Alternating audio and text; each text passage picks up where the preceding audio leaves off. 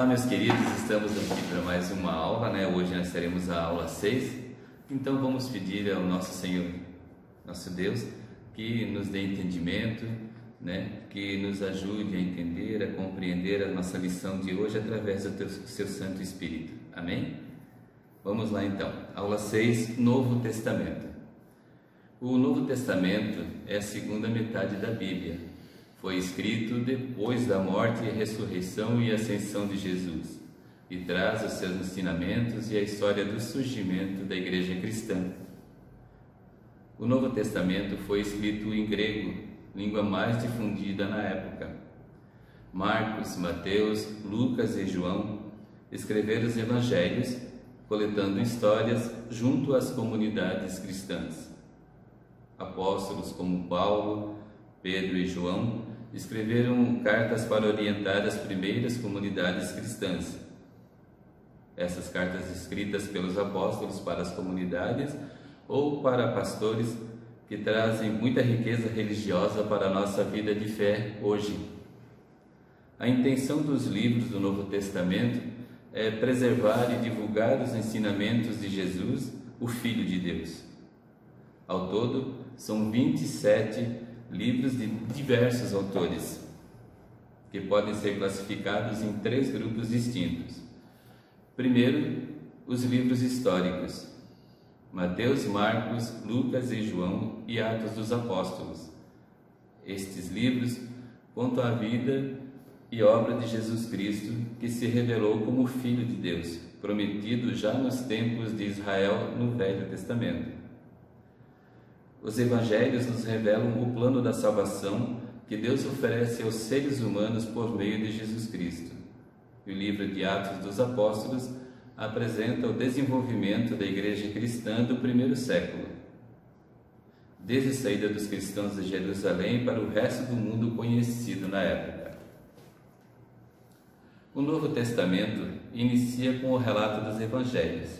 A palavra evangelho significa boa notícia, palavra usada na época exclusivamente para comunicar o nascimento do filho do rei, o príncipe. Para os cristãos, a notícia boa é que o Filho de Deus, o Messias anunciado já no Antigo Testamento, nasceu numa pequena aldeia de Belém chamada Nazaré. E este nascimento significa uma nova era na história mundial. É o início da redenção, o perdão do ser humano que havia se separado de Deus por causa da maldade do seu coração. Para nós cristãos, Cristo é o novo e único caminho que Deus nos enviou por amor para nos ligar novamente a Ele. Esse caminho é oferecido gratuitamente por Deus, que vem até nós porque nos ama e nos quer unir a Ele.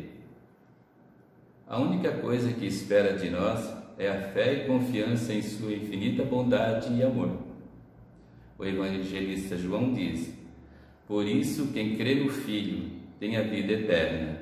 O que todavia se mantém rebelde contra o Filho não terá vida, mas sobre ele permanecerá a ira de Deus.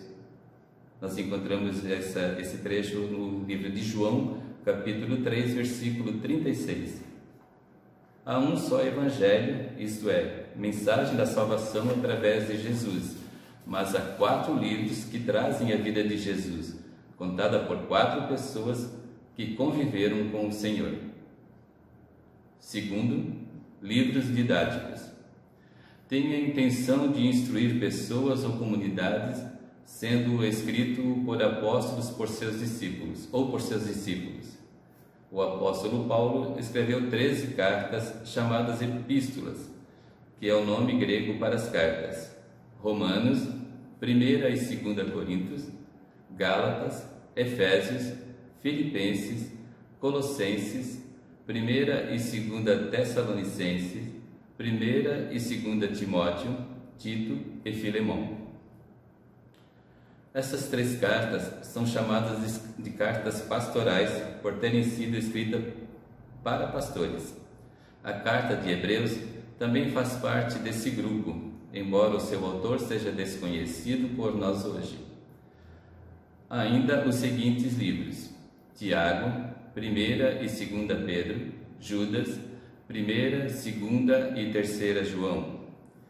O Judas que escreveu a carta que leva o seu nome não é o mesmo que traiu a Jesus, mas possivelmente um irmão de Jesus, mencionado no livro de Mateus, no versículo 55 do capítulo 13.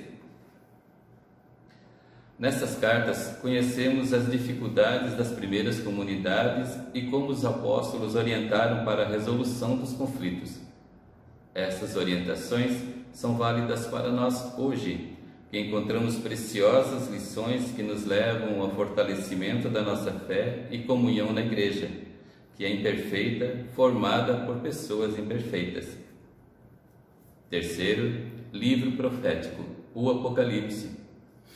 Foi escrito pelo apóstolo João e tem sido muito erradamente interpretado como somente revelasse acontecimentos futuros acerca da volta de Jesus. Mas ele deve ser entendido dentro da situação especial em que surgiu, isto é, de perseguição à igreja cristã, lá no 1º século, inclusive com martírio e execução. Naquele tempo, aconteceu uma grande perseguição aos cristãos de sua época, que eram obrigados a adorar o imperador César como um deus, e a negação deste ato significava a pena de morte. Mas os cristãos negavam-se a adorar a César como um deus e por isso estavam perseguidos e mortos. Através do Apocalipse, Deus fortalece a sua igreja perseguida.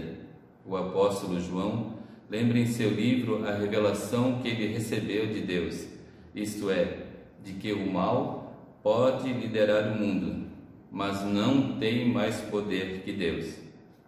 Pois já está previsto que na volta de Jesus irá se iniciar um novo reino e que os seguidores do diabo, por exemplo, o imperador e os perseguidores da igreja cristã da época, já estão condenados.